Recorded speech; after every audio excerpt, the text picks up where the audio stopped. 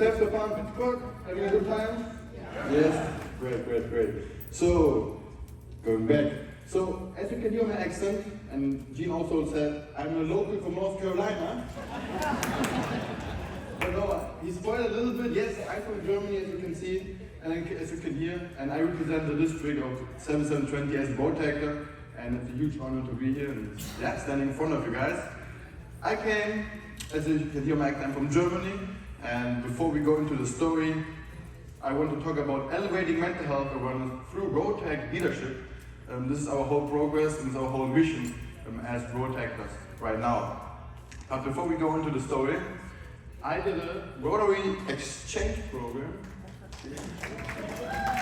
that were in Mexico. It should pop up the slide, but it didn't work. Okay. Anyways, I did a Rotary exchange program in Mexico, and this experience was a lifeline. This experience changed my life. Why? Because I left my country, I left my comfort zone, and I got in touch with Rotary International. I never heard about it before. Rotary was just another non-profit organization, but I applied for exchange program and I came to Mexico. ¿Dónde están mis amigos mexicanos? Where are Mexican friends here? Bien acá, bien. So yes, this changed my life. Thanks to Rotary, I lived in 3 different families. This expanded my horizon of what it means to live in a foreign country, and what it means to live in Mexico. But it also gave me the opportunity to learn a new language. It gave me the opportunity to do service projects in La Paz, Baja California. We cleaned the beaches. We went to the homeless shelter. We gave out food. So I've never been exposed to service, but this exchange program helped me to get exposed to service. Now, coming back to Germany, Rotary had a huge impact as well, because my first girlfriend was a Spanish-speaking girlfriend. So thanks to Rotary International, thanks to this exchange program, I had my first girlfriend was from South America, so I hold it really dear to my heart. Let's see. Don't go to the next slide, but the next slide would show. Here, me playing tennis back in Germany. I know back in the days I was cute. Unfortunately, not anymore. But I had this passion for playing college tennis, and I had this passion of, thanks to my dad, he introduced me to playing tennis. And so I played a lot of tennis in Germany, and had a lot of friends who went abroad to play college tennis in the States. They all said how amazing the experience is to play in the States, how amazing the country is, but also like the treatment athletes receive in the college. So somehow this dream got planted into my mind, and I was working really hard for that. So, but how do we accomplish our dreams? One question. How do we accomplish, Stephanie, how do we accomplish our dreams? Do that. You have to work hard. So this is what I did. I worked pretty hard. I invested a lot of time on the tennis court, but I also applied for universities with my agency in Germany. And believe it or not, on a cold Monday morning, I received a phone call from my agent, and he said, hey, we got a perfect fit for your requirements. I wanted a small college, surrounded by nature, and a small city environment. And I got a scholarship for North Carolina Western University. And I was living my dream. Yeah, I was living my dream. We have a graduate from Western over here? Okay. So I was living my dream. The tennis facilities were great. The team was great. We had people from all around the world. We have players from South America, from Africa, from Europe. I don't know why. We have no American. I don't know why. But I loved it. Thanks to Rotary, I was a global citizen. When I was 17, I became a global citizen because I went on this exchange program. And this global citizen characteristic and toolkit I've learned, I could apply on campus because it was such a diverse environment. On another note, how would you feel if your dream you were chasing for is finally coming true? How would you feel? Yeah. So I felt really great. And I wanted to show off on the first official tennis practice, obviously. I wanted to show my coach and my teammates, I'm the new Boris Becker. I wanted to show off. Hence, official tennis practice, a little bit too eager with forehand, backhand, and there was one particular forehand I was hitting 1,000 times before. But this forehand caused me to the knee, and I had intense pain in my lower left back. I don't know what happened. I had to stop immediately and ended up in the doctor's office. We did our scans, we did all of the things the doctor was supposed to do, and it came out, I had a slip disc. What does it mean? It's 20, it's 22 having a slip disc. I felt like, that's impossible, I'm a failure. How can it be possible that my body, I invest so much time into it, is now letting me down? So I was physically in pain, but even worse, mentally. I left my family behind, left my country behind, to pursue my dream, to pursue my passion of playing college tennis, and literally the first semester, first official tennis practice, I got injured. Long story short, I had to undergo surgery. My back is fine now, thanks God, I'm fine. But I had to do something about me mentally. I reached out for support. I did something I wasn't so sure about if I should do it, because first of all I wanted to drop out. I wanted to go home. I didn't want to stay on campus anymore, because honestly, I came to the States to play college tennis and not to study. Sorry, but that was the truth. I didn't tell my mom, but internally that was my truth. But I reached out for help to ask, how can I overcome the setback? Where can I find help now? So for everyone who's a counselor here in this room, I have huge respect for what you're doing. You have saved my life, and I'm pretty sure you have saved many other lives, because thanks to my counselor on campus, I still go to counselor with her once a week. I found new passions, I found new interests. She gave me hope along this adversity, and we experimented with my interests. And one of my interests was public speaking, as you can see right now, but also leadership and community service. I don't know where Anthony in this room. Anthony is always looking sharp. Look at his blazer. Yesterday he had a nice Halloween costume. Today, but back in the day, he has a huge, nice blazer. And with the local Rotary Club in Rocky Mount, we started a Rotary Club at Western University. So we had, thank you. This was obviously not possible without the support from the Rotary Club and without Anthony and Grazi. So we still in touch, we're good friends, and without this Rotary Club, Rotary Acts can't be established. So for everyone who is perhaps interested in seeing, hey, perhaps we need a Rotary Club in our community college or university, sometimes the Rotary Club has to be proactive and reach out as well to nudge them into the right direction. But anyways, we had a nice club, 17 members from all around the world. I'm not part of it anymore. I joined the Rotary Club. But we did different projects. We did a cleanup of the river. We did a soup kitchen. We went to the soup kitchen and gave out food. But one important thing we thought we had everybody in common was mental health. So we partnered, the inner circle of the Rotary Club partnered up with a nice gentleman from New Zealand and two ladies from Argentina who joined the Rotary Club. By the way, one of them is my girlfriend now as well. So thanks to Rotary, I have a new friendship and a new relationship. But we had a common topic, and we had a common theme, which we really wanted to focus on, and this is mental health.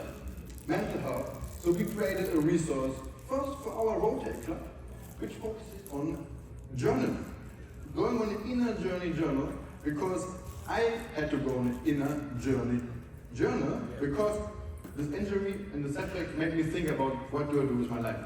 So I wanted to give back. This journal was created with our school council on campus.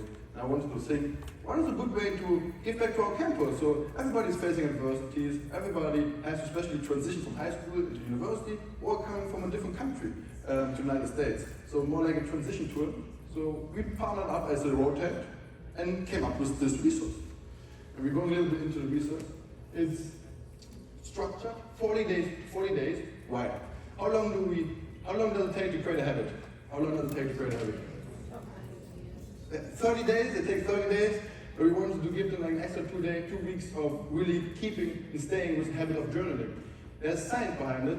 It has a neuroscience background why we ask those questions, but there's also science behind it why journaling is so effective. And journaling is so helpful in getting rid of your thoughts, and also in decluttering your mind, but also in getting to know yourself a little bit better. So all those questions we came up. We are not health professionals. I didn't psychology. However, we had obviously help from our school counselor on campus. And we have one question I love to ask since we talk about our superpowers, since we talk about Rotary, the magic of Rotary, we've implemented one day of my superpowers, where it's a simple question, what are your superpowers? And always when I start this conversation with schools, I start with, my superpower is making friends, being funny, public speaking. And then the kids open up and share their superpowers as well. So I would love to hear some superpowers we have in the room. Who wants to start? Who wants to share their superpowers? This is an example, just an example of how the book works. Oh, okay. I would say ability to connect with all kinds of different people. Okay, perfect. Ability to connect. Another superpower in the room? I'd say my superpower is love. Love, okay. That's perfect. Yeah, that's a good superpower. So just showing you a little bit how the book works, a little bit how what the activity we're doing with the kids, or especially with the students. And I got invited to speak at different clubs, but also in districts. And they asked, hey, do you have something also for kids? And we said, give us 3 to 4 months, we can work on that. So we also created our kids book, which is established or implemented in elementary schools in North Carolina. So that was our next program. However, I'm here also to talk about the power of Rotaract and in general Rotary. We were just a small club, small Rotary club, with a mission to elevate mental health awareness, to destigmatize and create resources for schools. So we got even in touch with who are those 2 individuals in the group. You know, David McCleary, he's not so important, but the other who's the lady in green? Jennifer Jones. Who's the gentleman with the grey blazer? Gordon McAnally. So it was really surprising for us how fast Rotary picked up on the topic and how fast we got introduced to go to, for example, to the peace conference in Alabama 2023. I don't know if anybody was there, but Dave invited me. I got to speak to Jennifer Jones. She loved the book. Dave connected me then with Gordon McAnally. Gordon, because his topic is mental health. So it only shows, it doesn't matter how small or how big you are as a Rotary Club.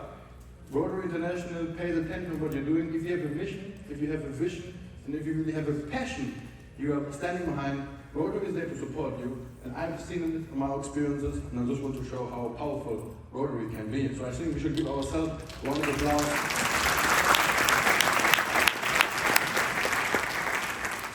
So now what do we do with the book and with this resource?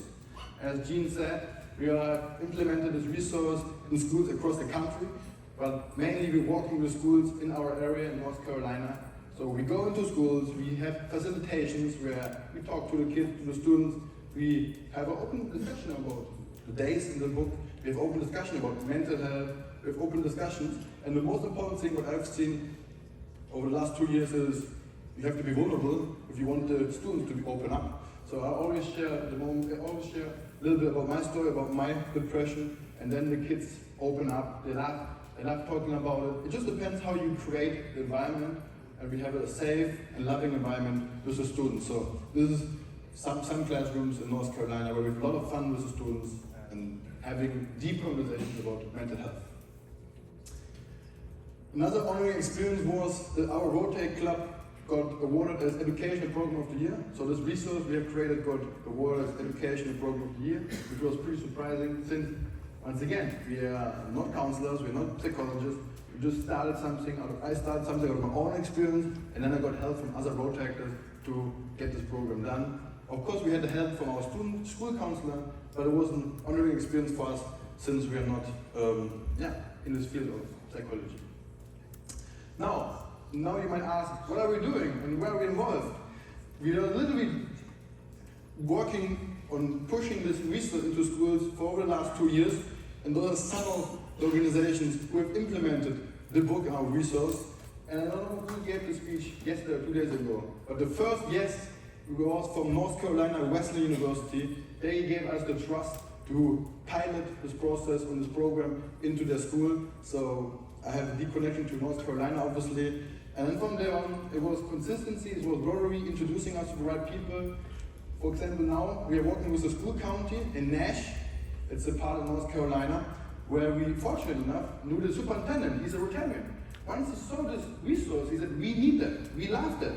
So we are rolling it out into the school county in Nash County, which I think is pretty big. It was a joint effort of 3 Rotary clubs in Rocky Mount to make this happen. So it once again shows the power of Rotary. If we come together and work together, good things can happen. So now there's this resource implemented in every public school in the school county, and the goal was in a preventative way, so the students have a resource to journal, to work, talk about it in a safe space. So I'm pretty sure just one of many will follow as school counties. Thank you. Thank you. So now you might ask, what is our mission? Or what is our purpose behind all of this? Let's see if this presentation, okay, here, it works? No? Yeah. What is the purpose of our mission? Simply, we want to destigmatize mental health. We want to have accessible resources in schools across the country. I know we can do it. We already have schools, even in California and Ohio, but I can't do it on my own. Our Rotary can't do it on our own, and our Rotary district can't do it on our own. We need support, we need help. If we really want to focus on this crisis of mental health, of course, it's just a small drop in the pond, but we have to start somewhere and create this ripple effect that it's accessible, that we have accessible resources, that there's time in schools to dedicate on mental health or mental fitness. Somebody labeled the word today mental fitness, because if not, we see what is happening right now all across the country and unfortunately also all around the world. So ask for perhaps introduction, perhaps fighting or working with us together in spreading the message of destigmatizing mental health and making resources available across the country. And I know I tortured you a little bit with my German accent, but if you guys want to join us, this is my email address, it's also our website. If you want to stay in touch with us, if you would like to have another conversation with me or drink a coffee, more than happy to do that. And once again, super thankful for the opportunity in speaking here. Who would have said, back then when I was 17, went to Mexico on a Rotary exchange program, standing here in front of our president. So I think that just shows the power and the magic of Rotary and how much is possible if we all work together and have this mantra of service above self. Thank you so much.